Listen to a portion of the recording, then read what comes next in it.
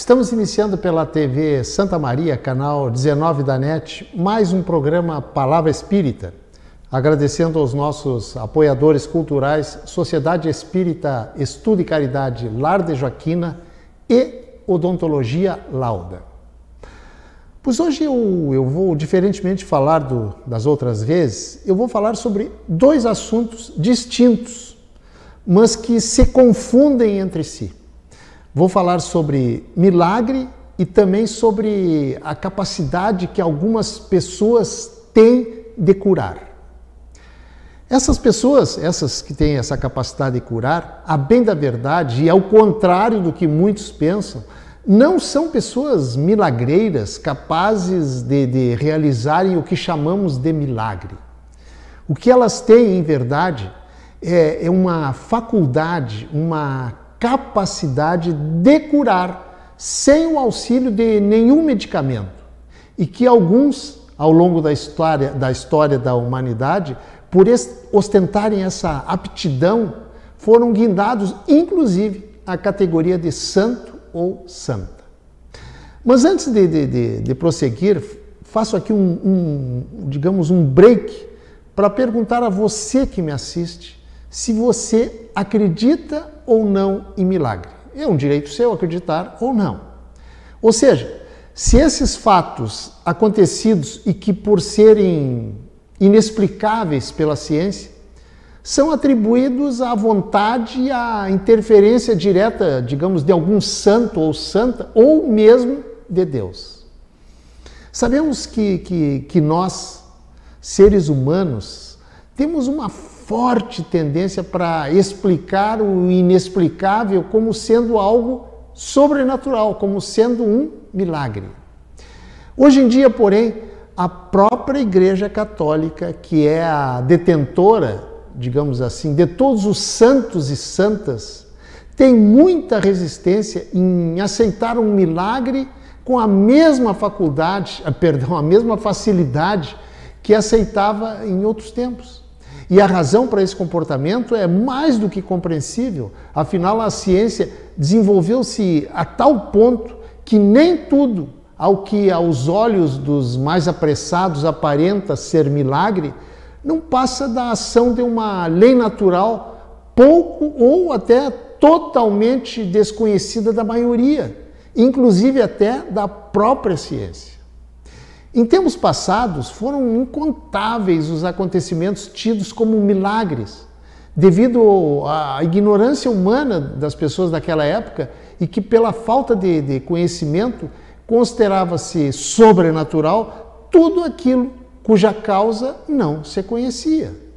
Porém, à proporção que a ciência foi evoluindo e revelando novas leis, até então desconhecidas, o rol do maravilhoso foi diminuindo consideravelmente. Ainda assim, sobrou muita coisa que, inexplicada pela ciência, seguiu no rol do maravilhoso, no rol dos milagres. Aliás, ainda hoje, para certos acontecimentos, mesmo que a ciência os explique, as explicações, mesmo assim não são muito bem aceitas, pois o homem é, por natureza, um ser místico. A propósito, Santo Agostinho disse em certa ocasião, que, abre aspas, os milagres não acontecem em contradição com a natureza, mas somente em contradição com aquilo que é por nós conhecido na natureza. Fecha aspas. Traduzindo, chamamos de milagre tudo aquilo que acontece fora das leis da natureza que nós conhecemos. Qualquer coisa que aconteça e que não sabemos explicar, porque não sabemos em que lei divina aquele fenômeno se apoia, aí chamamos de milagre. Agora, raciocine comigo.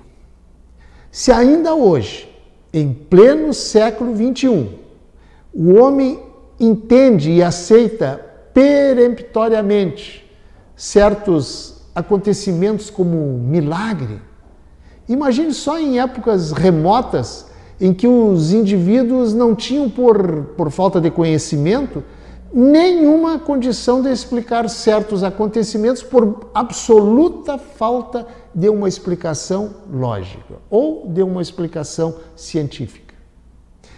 E se não tinham nenhuma condição para explicar, chamavam aquele acontecimento de milagre.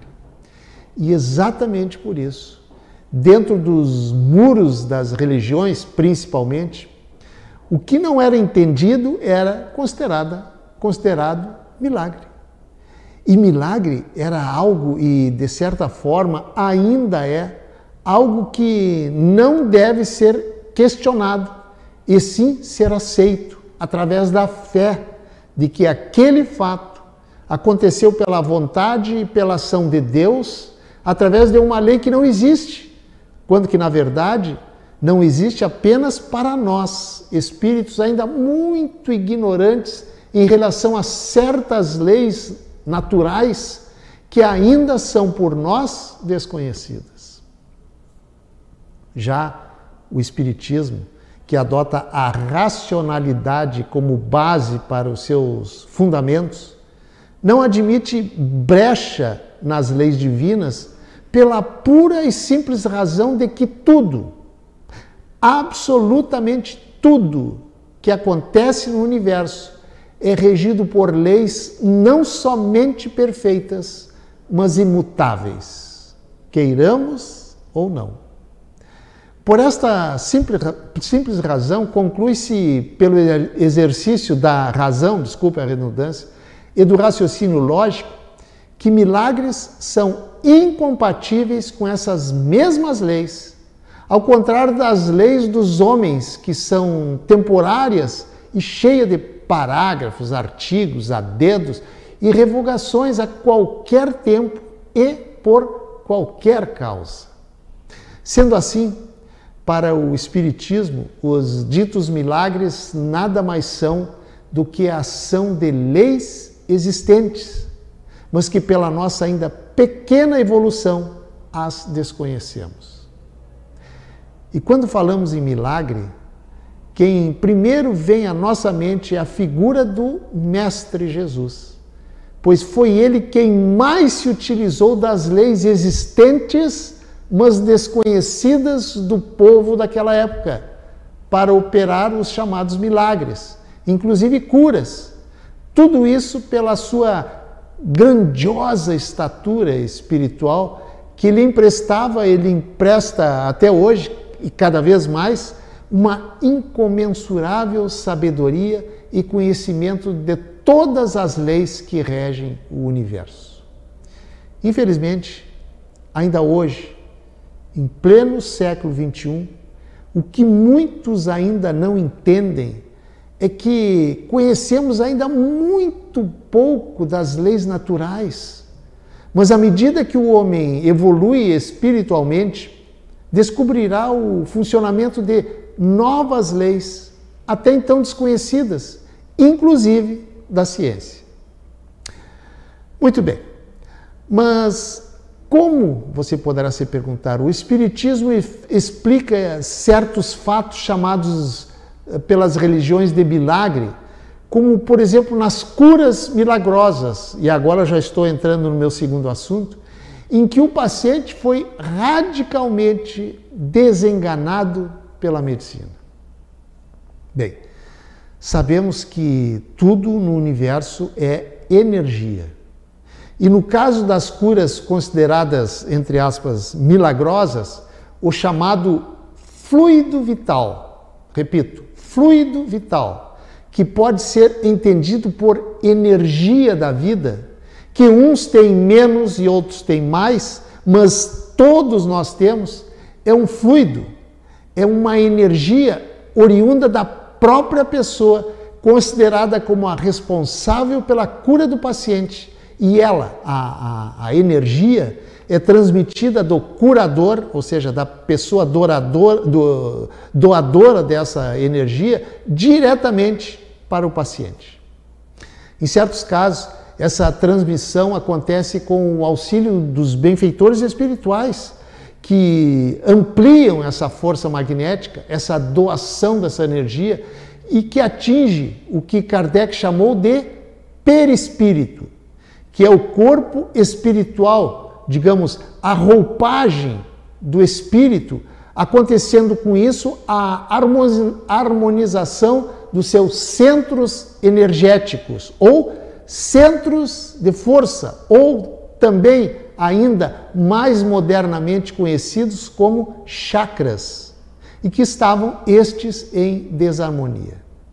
É importante salientar, e é por isso que eu repito o que disse há pouco, que os campos de força, ou os chakras, como queiram, não estão localizados no corpo físico, e sim no perispírito, que é, como eu disse antes, a roupagem, digamos assim, que envolve o espírito.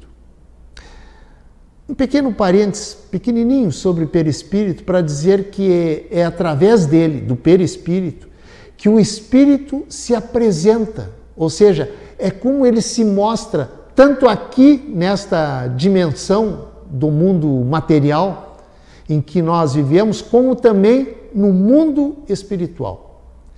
Exatamente por isso que quando alguém diz que vê espíritos, os videntes, como se costuma chamar essas pessoas, na verdade, elas não estão vendo o espírito, e sim estão vendo o perispírito.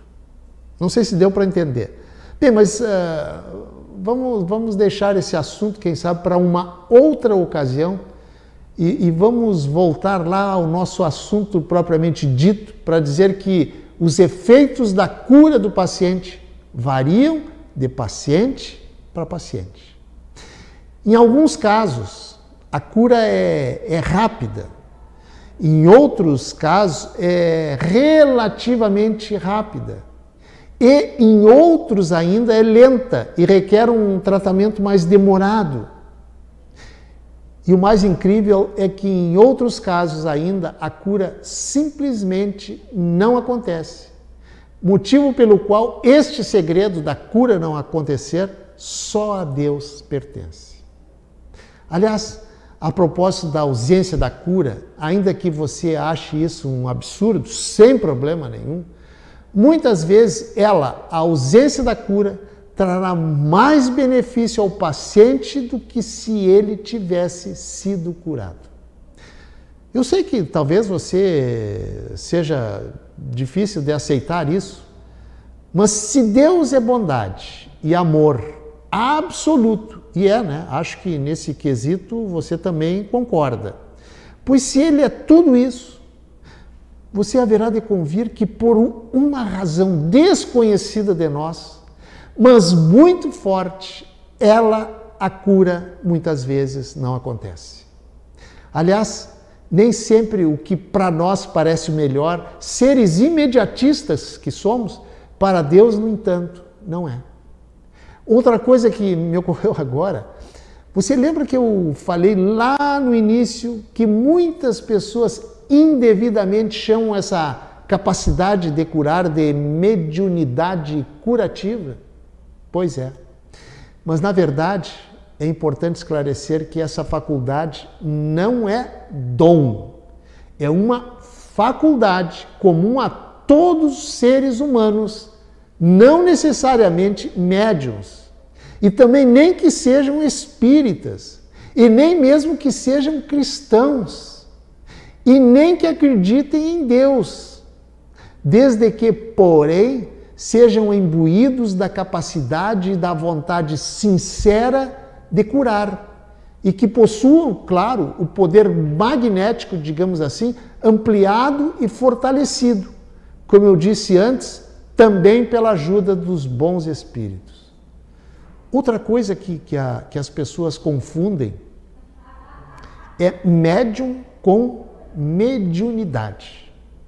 Como diz o filósofo caipira, uma coisa é uma coisa e outra coisa é outra coisa. Pois eu digo o seguinte, todos nós temos mediunidade em maior ou menor grau, mas nem todos somos médiuns.